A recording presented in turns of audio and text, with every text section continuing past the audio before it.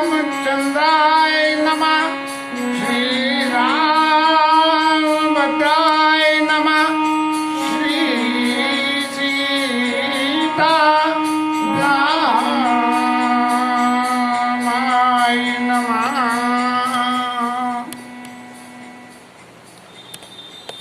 कल के लीला प्रसंग में, उस वाटिका के प्रसंग में भगवान राम और जानकी जी का प्रथम मिलन का जो दृश्य प्रस्तुत किया गया, उसके अंत में जब भगवान जाने लगे हैं तो सीता जी बार बार लौट लौट के उनका दर्शन कर रही है, और दर्शन करते हुए भी उनकी तृप्ति नहीं हो रही है। इससे आगे के प्रसंग में, जान कठन शिव चाप विसूरते,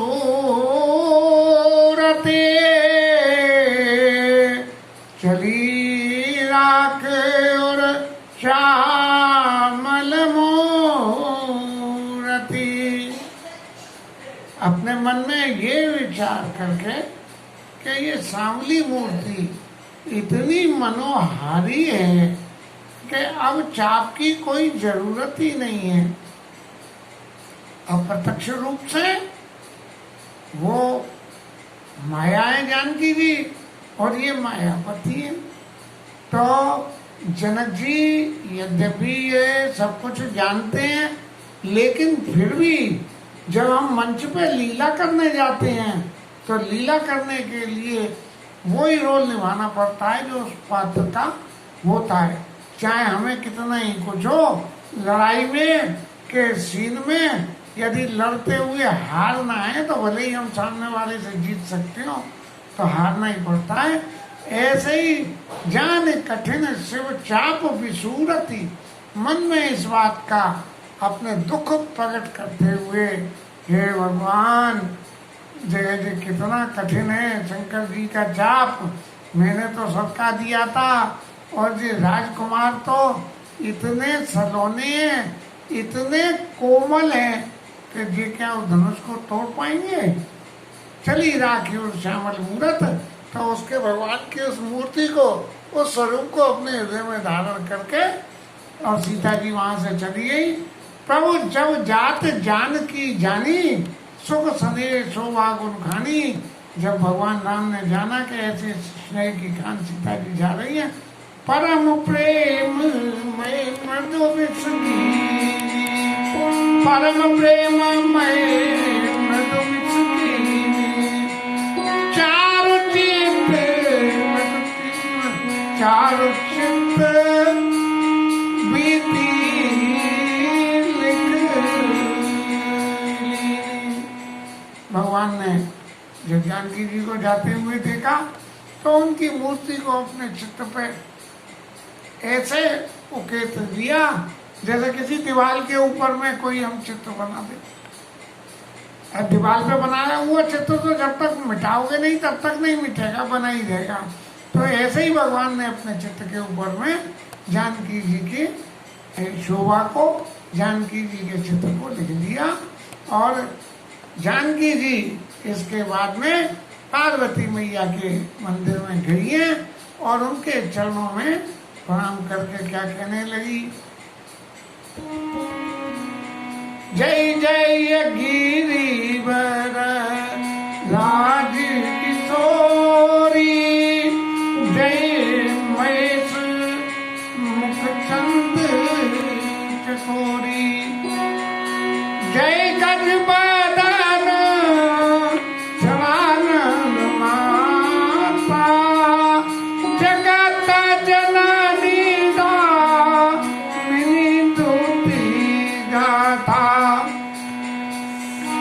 नहीं तब आदि मध्य अवसाना, अमित प्रभाव वेद नहीं आना, भवाय विभावा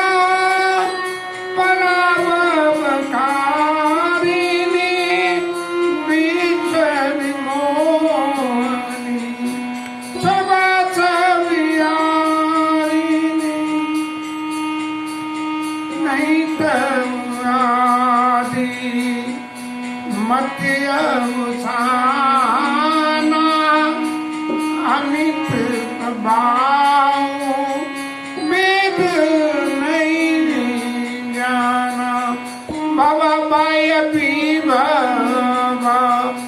पराभव कारणी बीच विमोहने सुवतर्या जय माता जगत जननी दामिनी गाता नहीं जवारी मध्य उठाना अमित प्रभाव वेद नहीं जाना बहुवे बहु कारण विश्व विमोहन पति देवता मातु प्रथम तब रे महिमा मिथुना सकई कई शेष शारदा से। ये पार्वती जी की वंदना विवाह में कन्या की गौर पूजा के समय में आमतौर पे हमारे यहाँ मथुरा में तो करते ही है और जगहों की तो पता नहीं है। पार्वती मैया की विदाई करते हुए सीता जी कह रही हैं जय जय गिरिवर राज किशोरी। पार्वती जी की पूजा पहले नंबर पे गिरिवर राज किशोरी, दूसरे नंबर पे जय महेश मुखचंद चकोरी। शंकर भगवान का नंबर दूसरा है, पहला नंबर उनका गिरिवर राज किशोरी का है। जय गजवदन तीसरा नंबर गजवदन की माँ है। हालांकि शंकर जी से विवाह के उपरांत तो शतवदन कुमार कार्तिकेय हुए थे, लेकिन गजवदन जो है पहले पूजे जाते हैं। और जगत जननी दामिनी दुतुगाता, आप पूरे संसार की आद्य शक्ति माँ हो और आपके शरीर में बिजली की सी चमके। दामिनी दुतुगाता, आपके बदन में बिजली की सी चमके। नहीं तब आदि मध्य अवसाना, जैसे शंकर जी का आदि मध्य नहीं अंत नहीं है, ऐसे आपका भी कोई अंतमन नहीं है। अमित प्रभाव वेद नहीं जाना, वेद भी आपके प्रभाव को नहीं जानते हैं, क्योंकि जब जब देवताओं के ऊपर संकट आने को हुआ है तब तब पार्वती मैया ने शंकर जी की आज्ञा से विभिन्न स्वरूपों को, देवी शक्ति के स्वरूपों को धारण करके और देवताओं के कष्टों को मिटाया है। तो नहीं तब आदि मध्य जाना, अमित प्रभाव वेद नहीं जाना। कब किस वक्त आप कौन सी लीला करने के लिए कौन से स्वरूप को धारण कर लोगी। काली, चंडी, ऐसे ऐसे स्वरूप धारण करें कि जिनको देख के ही शरीर में डर लगता है। तो अमित प्रभाव वेद नहीं जाना, आपका कैसा कैसा प्रभाव है ये वेद भी नहीं जानते हैं। और भवभय विभव परावर्त का इस संसार को प्रकट करने के लिए जगत माताओं और उसको विनाश करने के लिए आप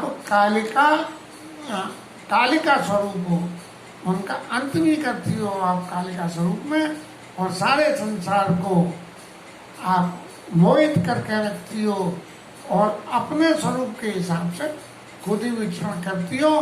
आपको विचरण करने के लिए, किसी कार्य को करने के लिए किसी तीसरी शक्ति के संग विश्व विमोहन सोच विहारिन, तीसरी शक्ति की जरूरत नहीं पड़ती है, आप खुद ही सब कुछ कर लेते हो। पति देवता सुती मातु प्रथम तवरे महिमा अमित न सकई कई शेष सार नासे।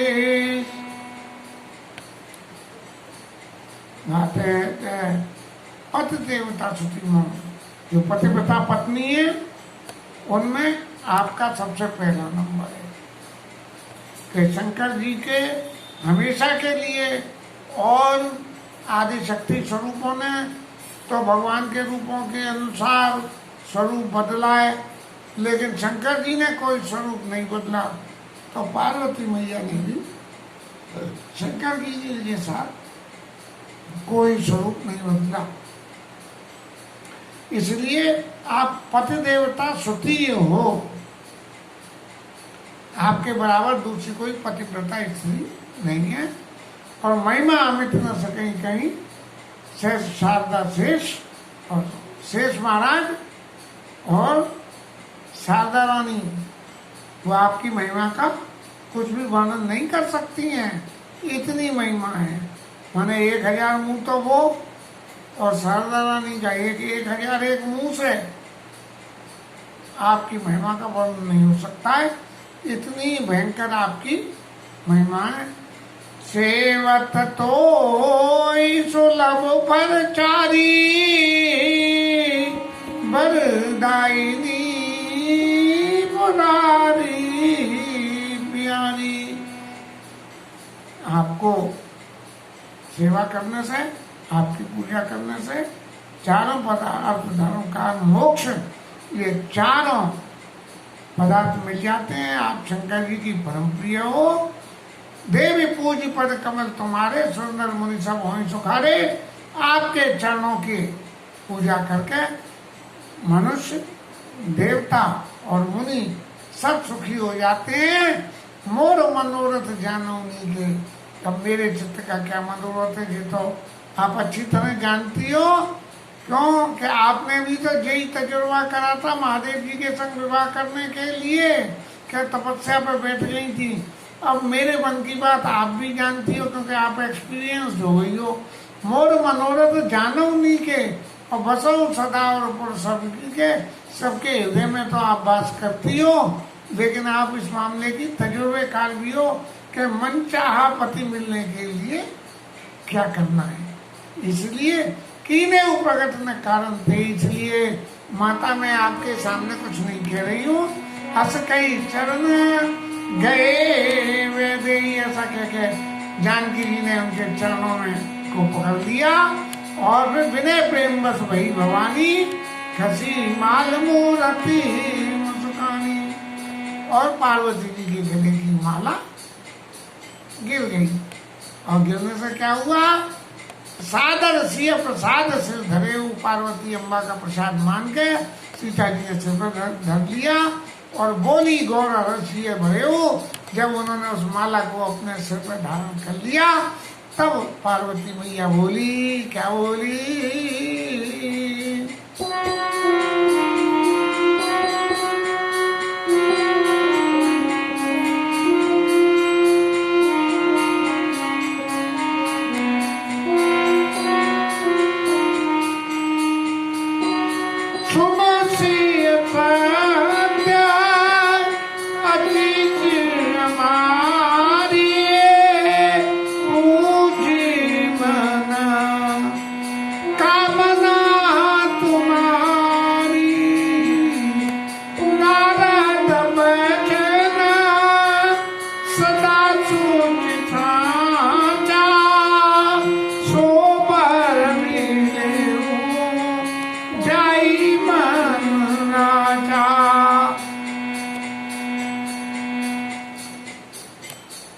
जब मैंने आपसे ये प्रकट नहीं कराए, क्योंकि आप तो सबके मन की जानती हो, और इस मामले में आप एक्सपीरियंस हो कि मन भावता पर पाने के लिए क्या करना चाहिए।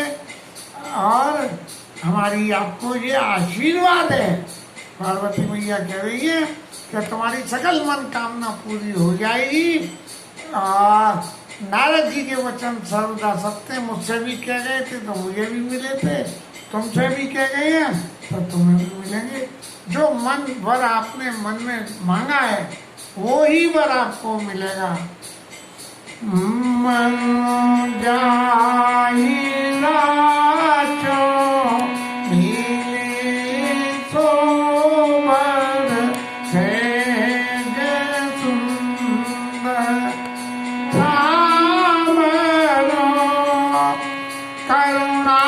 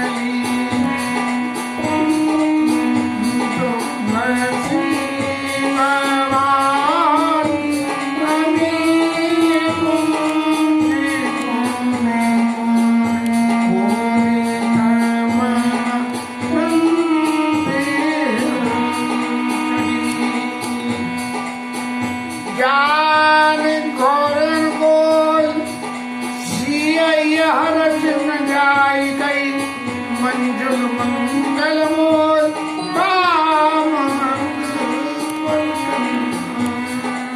लगे। पार्वती मैया आशीर्वाद में आगे कह रही है, मन जाई राशो मिले ही सोवर। जो आपने मन में सोच रखा है वही वर मिल जाएगा। सुंदर होगा और सामरा भी होगा। स्पष्ट रूप से नहीं कही कि भगवान नाम मिलेंगे। करुणा का निधान होगा और सुजान होगा, चतुर होगा, शीलवान होगा। करुणा निधान सुजान शील स्नेह जान तरावड़ो। आपका क्या स्नेह है उनके प्रति, इसको वो अच्छी तरह से जानता होगा। यही बात ही गौरव से सुनते। इस तरह से पार्वती मैया के आशीर्वाद को सुन के और सुनिश्चित सहित ही हर्षियली अपने हृदय में बहुत हर्षित होके तुलसी भवानी फिर दोबारा पार्वती मैया की पूजा करी। जब मन चाहा मिल गया तब तो फिर दोबारा खातरी करनी पड़ती है। मुझे तो मन मंदिर चली, अपने मन के मन अपने घर के लिए चली, जाने गौरी अनुकूल। सीता जी के हृदय में जो हर्ष है उसका वर्णन नहीं हो सकता। और मंजुल मंगल मूल बाम अंग फड़कन लगे। जब उन्होंने हाथ दिया तो जानकी जी के बाएं अंग फड़कन लगे। और स्त्रियों का बाम अंग फड़कना एक शुभ प्रतीक होता है कि आपको जो चाहोगे वो उस काम में सफलता मिलेगी। ऐसा ऐसा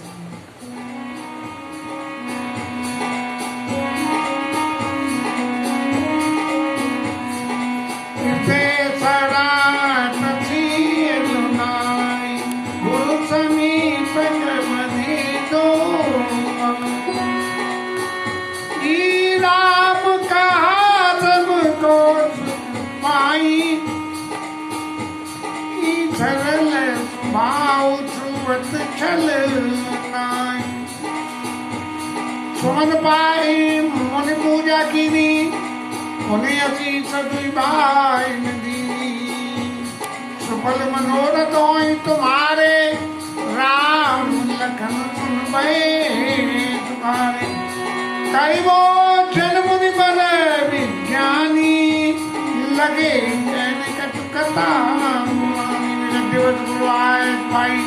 संध्या करण चले तो भाई, प्राची स्वावा श्री अमुक सरस देख सुख पावा। बहु विचार की मन माई, श्री पदम समय नाई। जन्म सिंधु बंधु विषय दिन मलिन समता पावकनी चंद्र बाबू।